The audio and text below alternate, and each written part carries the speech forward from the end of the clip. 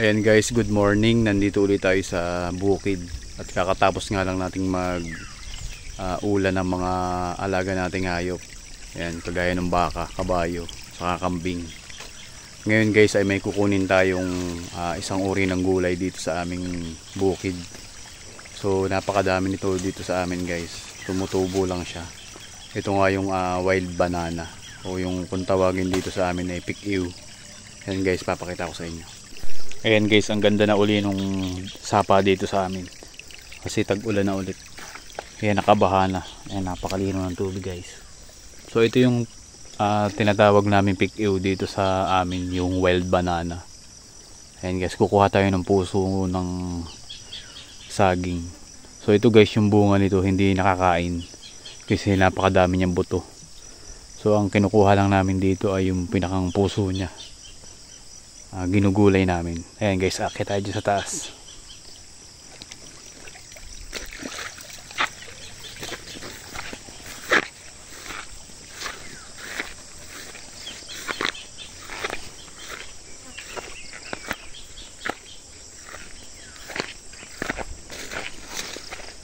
Ayan guys, oh, ang daming tumubo. Ayun, merong isang malaking puso. Kukunin natin siya guys. Ayun, oh. Igigisa natin siya, parang ano lang,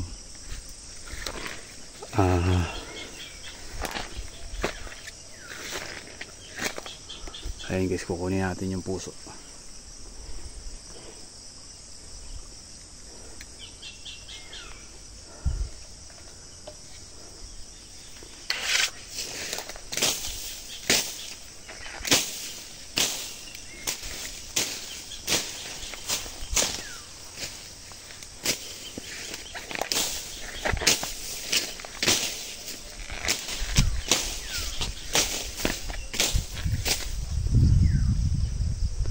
Ayan guys, yung ating wild banana.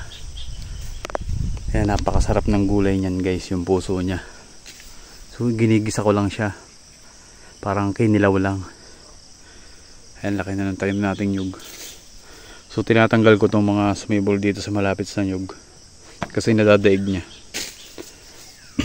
Ayan, ang laki.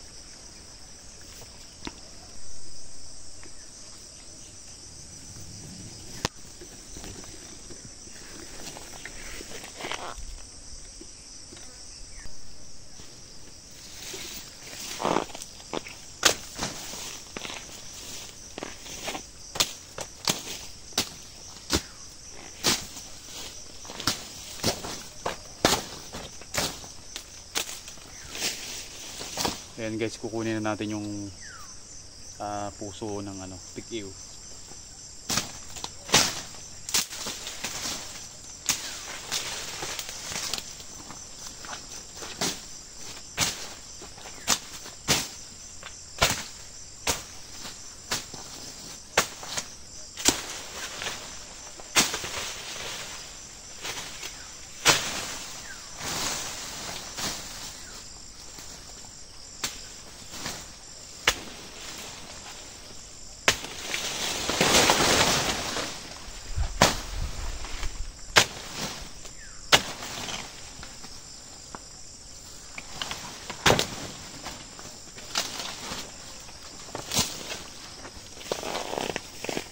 Ayan guys, nakuha na natin. So ito yung gugulayan natin ngayon guys. Ayan, napakasarap nito guys.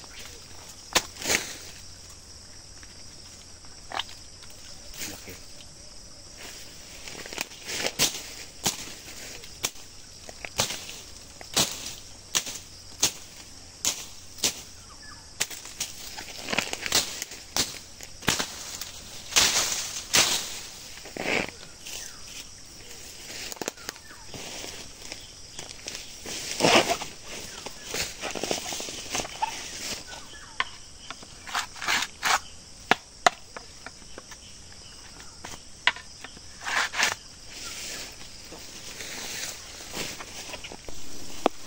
Ayan guys, nakuha na natin yung ating puso ng pick-ew o yung wild banana. Ayan, ito yung gugulayan natin ngayon guys. Igigisa lang natin. Ayan, napakasarap nito guys. So ito yung bunga niya. Bali hindi siya nakakain. Yung mga ibon lang ang nakakain ng ganito. Kasi napakarami niyang buto. Yan. So nahihinog din yan. Dami buto niya. Halos puro buto yung laman yan. So ito lang yung kinukuha natin.